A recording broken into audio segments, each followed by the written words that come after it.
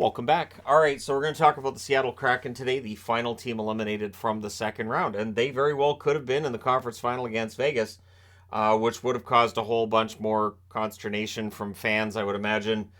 Vegas being in their fourth conference final in 6 years, Seattle in their second season in the league being in a conference final. Yeah, we would have heard some comments. We're hearing them anyways. But at any rate, Seattle gets here fairly. And the interesting thing is last year was considered a disaster.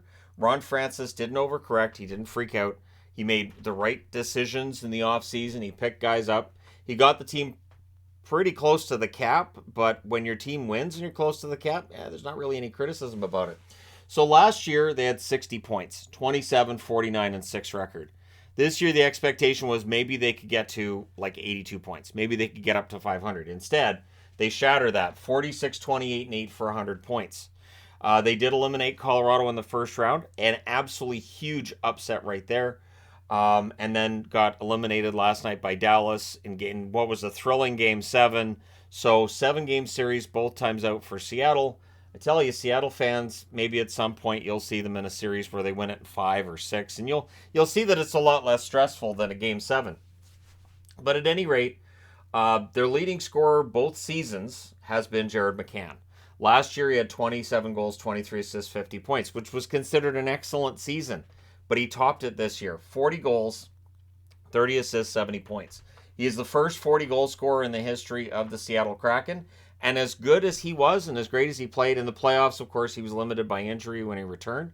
But McCann, I don't think, is going to be the star player for this team when this team really and truly gets into that contender spot. I think there's room, there's cap space as well for them to either add a star forward via trade, via free agency, or it's very possible too they're able to develop somebody from within. Now, Vince Dunn had a fantastic season as well. He goes from 7 goals, 28 assists for 35 points last year in 73 games to 14 goals, 50 assists, 64 points in 81 games this season. So Dunn, absolutely remarkable year. Everly went from 21 goals, 23 assists for 44 points in 79 games to playing in all 82 this year. His goal total drops by 1 to 20, but his assists rise by 20 to 43. He had 63 points.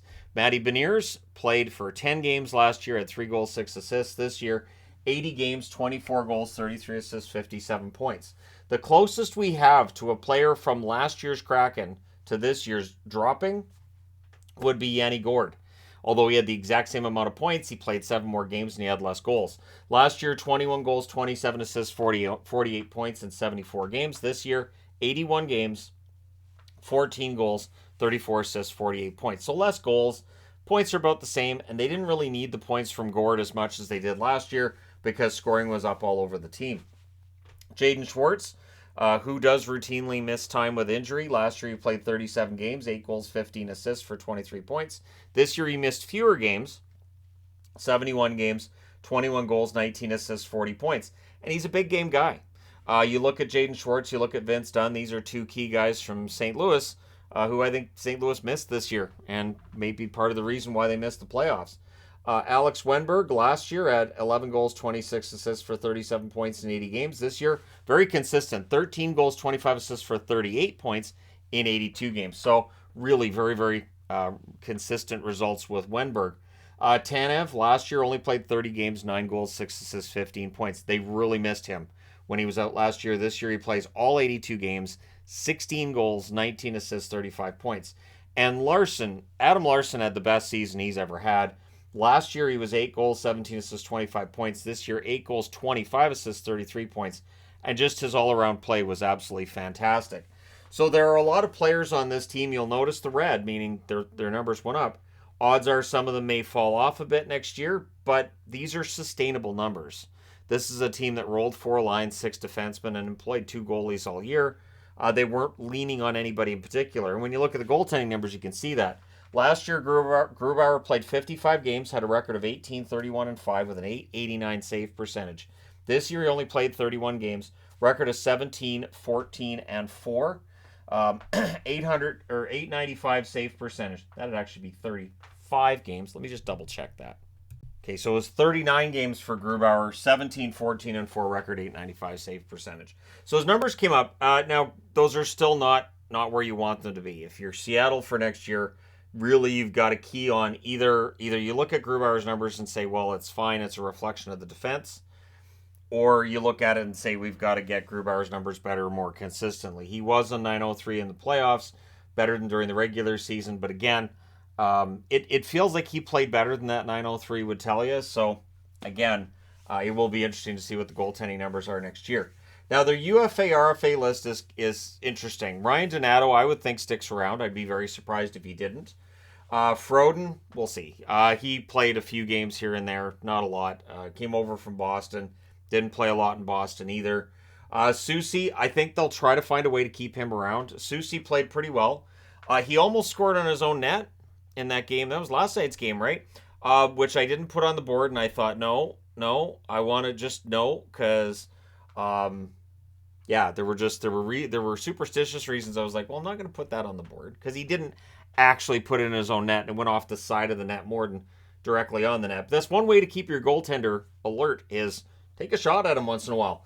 Martin Jones is headed to market. I would imagine they let him go.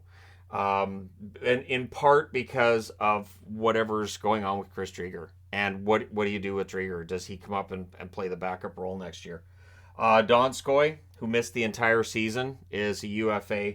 Probably retires. I would think he didn't play at all this year. John Hayden ended up finishing his season on the LTIR list as well. We'll see what happens with him. And then there's the RFAs. Geekie, they've got to keep him. Morgan Geekie, really key bottom six guy for them. Daniel Sprong has been fantastic. He's not on the board here with goal scoring, but he was definitely one of their better goal scorers during the season. Vince Dunn, yeah, you have to keep Dunn. Dunn is going to be pricey. There were points this season where it was being talked about whether or not he deserved to be one of the top considerations for the Norris Trophy. And it wasn't, with a snicker and a smile, it was, a legitimate conversation. Will Borgen, I thought, played really well in the playoffs. And Cale Fleury, depth defenseman, I would think they probably keep him around. Their cap space for next year is $18,334,257, according to Cap Friendly. But again, that being said, Vince Dunn, Daniel Sprong, they will eat into some of that with however much money they end up getting from the team. Plus, you have to replace the players. Even if these guys leave, you have to replace them. And so that's going to cost some money. But they're not in any kind of a cap crunch. They're not in any kind of trouble. And they do have players that, in the event they wanted to add somebody, they would have trade value for a lot of these guys if they decided to move somebody. Now, I wanted to go through some names here and start with Driedger, who was buried in the AHL. He, of course, was injured to start the season, and so we'll see whether or not he comes back up and plays for them next season. Again, Jones is hitting the market, so you could bring Driedger up and have Grubauer and Driedger as your tandem again. But that contract is expensive. I think there's just the one more year left on it, so we'll see what they do. They snagged Tolvanen in that they stole him in the expansion draft. They stole him off waivers from the Nashville Predators, and he played quite well after being picked up. The 3 goals, 5 assists in the playoffs is an example, but just he was a key goal scorer for them at important times. And I don't know if that would have happened for Tolvanen if he'd gone elsewhere, like if somebody else had claimed him on waivers. There's no guarantee that his production would have been there. But yeah, he's fit in really well in Seattle. I think he's found himself a home. They acquired Bjorkstrand last summer in a deal that I thought at the time was a huge boost for that team and just for their goal scoring. And it turned out that it was. Bjorkstrand is a 20-goal scorer who could get as high as 30 at some point in time in the future as well. But yeah, I like his game, and I think that Seattle has done a good job of figuring out exactly which players are going to fit in the best with their roster. They missed Burakovsky in the playoffs, so what's impressive is they take Dallas all the way to Game 7, and they do all this without Andrei Burakovsky, who I'm sure wasn't happy about watching this from the sidelines, would much rather have been playing, and that's a goal scorer. That's a big point producer that was being missed by Seattle. But they didn't miss a beat, and they could have, and it would have been completely understandable if they'd struggled with their scoring after Burakovsky got hurt. They've developed Cartier. Cartier came in and played well. Coachella Valley has been playing quite well too in the AHL playoffs. So they're doing a good job of developing players. They're doing a good job of building up a system where I think players are going to want to come in and play. I mean, you see Coachella Valley now, well, they've played I mean, if you're one of those guys who bounces between the NHL and AHL, why not go to Seattle? You have a chance to play on a winning team in Coachella Valley as well as Seattle. And then they ping ponged right. And I think that with Shane Wright, I think they did the right thing. And I don't mean to use right in that term. Oh, that's just terrible. Just forget I did that. But I think what they did with Shane Wright, I think they made correct decisions along the way. I think when he went to the AHL, it was the right call. When they let him go to the World Juniors, that made sense. And then when they sent him back to junior hockey, that made sense as well. I would look for Shane Wright to end up being a regular in their lineup next year. I think they've done a good job with his development, but I understand there's a lot of other negativity out there. And they have 3 second-round picks this year. This is a good deep draft. That's a good move on their part. So, yeah, things look pretty good for Seattle. I think this is a team that you can count on being competitive for quite some time to come. They have depth. They have a good mix of veterans and youth. They're good on the blue line. Their goaltending, while suspect at times, came through for them in the playoffs, and that's what matters. So let me know your thoughts in the comment section below, as always. Don't forget to hit like and subscribe if you're browsing your way through. You just happened upon this video. Thank you guys so much for watching, for all your support. I will talk to you again soon.